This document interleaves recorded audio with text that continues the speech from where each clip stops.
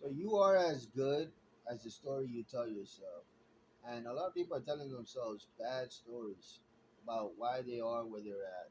Victim, a victim story, a story of I can't or I won't or it's too hard. It's the stories that you tell yourself, like whether you're going to get to your destination or not. It's that narrative on the inside, that story that uh, who are you in the story, right? Are you an overcomer or are you a person that can't ever make it because of circumstances always being in your way?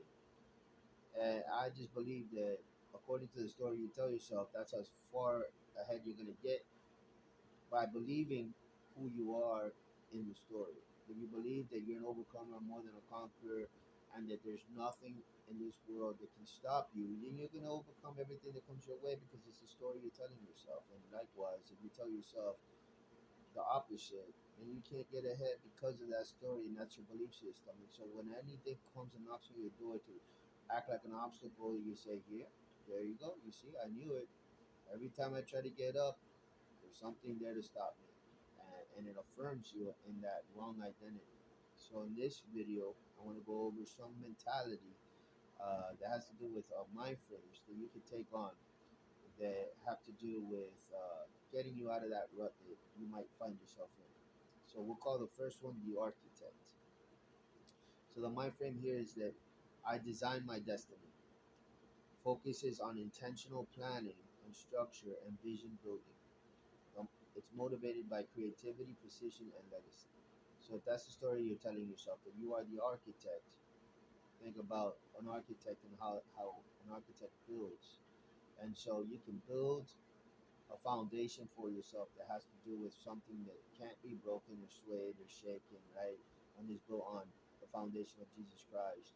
And so an architect will create and build uh, victory for themselves because the structure and the system that they build as an architect will lead them to victory.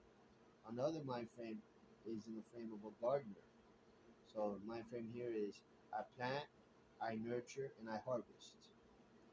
So that person sees life as seasons, values patience, and cultivates and grows. So find strength in quiet consistency, internal renewal. So think of a human being that's looking for ways to making it. Is looking for ways to being successful. Think of a human being that's creative in nature, that's thinking in an abstract type of way, and they're going to different connections. Right? They're thinking of different ways that they can making that happen. So you can look at yourself like you're a gardener and you're sowing and you're going to reap. Okay, and so they plant, they nurture, and they harvest. Because a lot of this life is about actions and decisions and putting forth labor and then getting back what you put in. So it's not a far fetched idea to say that you're a gardener. Another mind frame is that you're an athlete. So my frame here is that you train daily to win the inner game. The inner game has to do with the war in your mind, the obstacles. You discipline yourself because athletes discipline themselves, and then they operate in such a way where they're skilled. They have strategy to everything, so they operate with precision. They find their strengths. They work with their strengths. They work also on their weaknesses. An athlete, you know, looks for the blind spots and works on those as well. So they pursue discipline and they practice consecutively, and as a result, they make progress. So if the story you tell yourself on the internal is one that you're an athlete, right?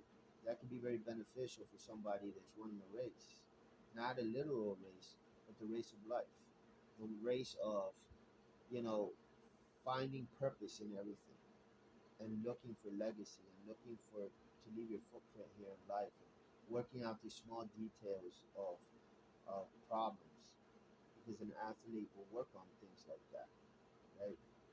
Their footing, their balance, right? All of this has to do with posture and your status and your stance and how you confront things.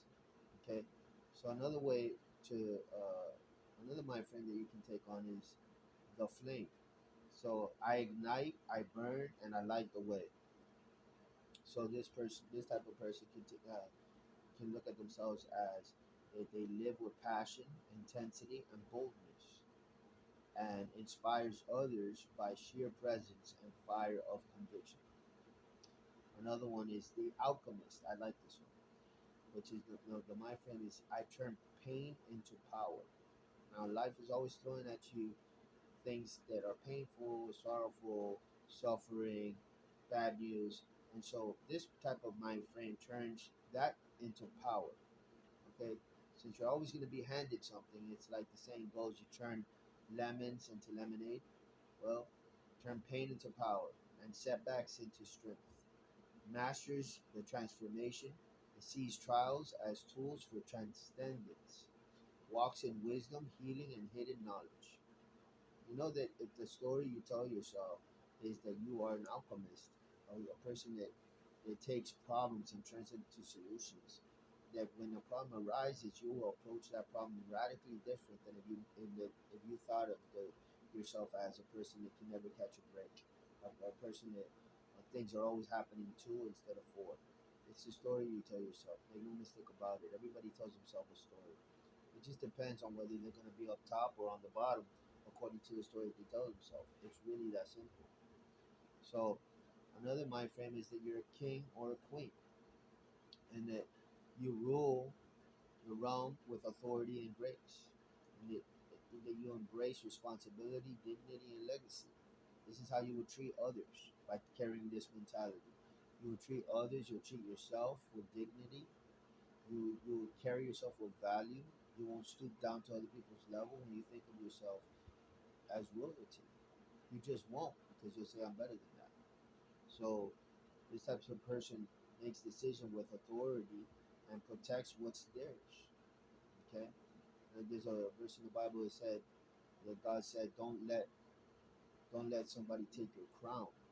Don't let yourself be found in a place where you're doing naughty things, bad things, that, that your crown is taken from you, right? Uh, Meaning you are a king, you are a queen for real, and you have a crown. But there's deeds out there that don't represent uh, royalty. They represent foulness and ugliness and blemishes and odor.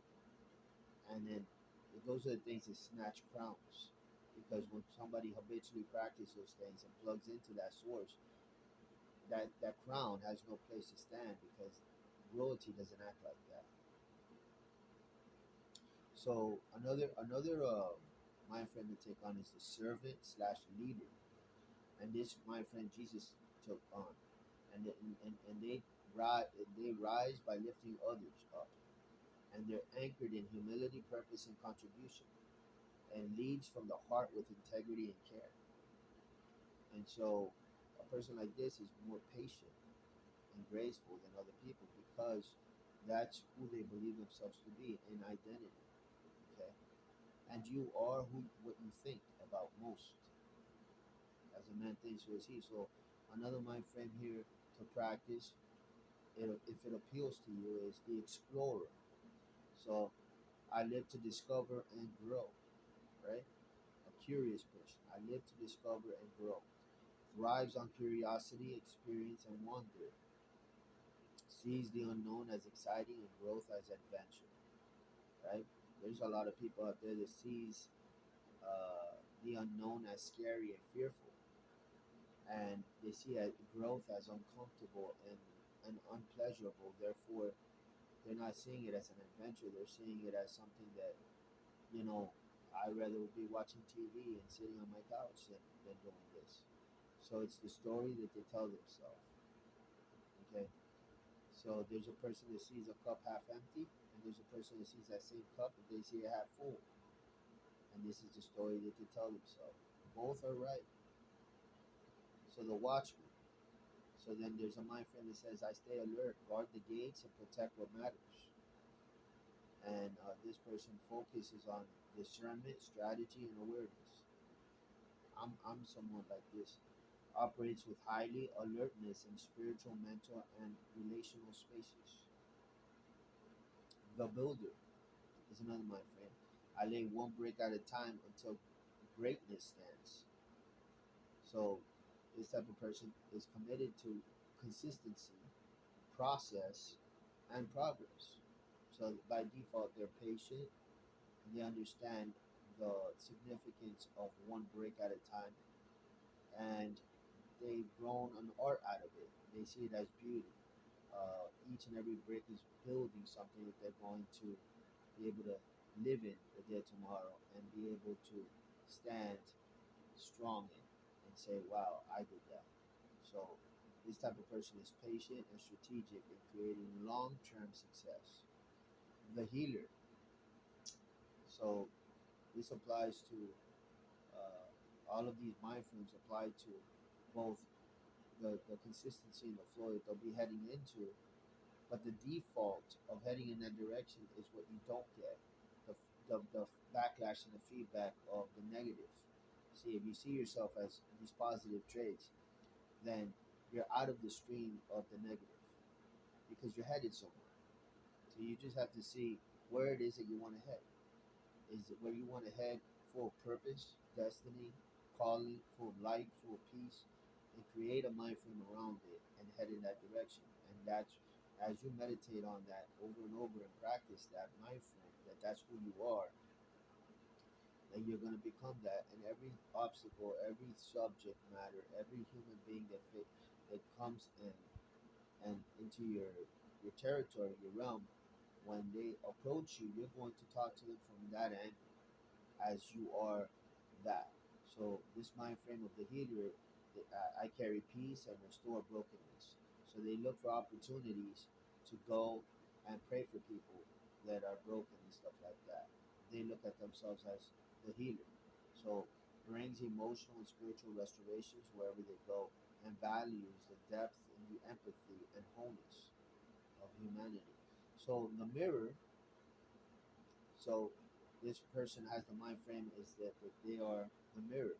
So they reflect truth, challenges lies, and reveal light. So skilled in self awareness, authenticity, and confronting illusions, right? Helping others face themselves and grow. I find myself doing this as well. So in other words, you want critics to tell you what they see because then you can work on those things. You're not scared, right? You want to see everything. You want everything in the light. You don't want any secrets. You don't want anything in darkness. You don't want any skeletons in the closet. You authentically want to review, analyze, and get to know every piece of anything that is significant in the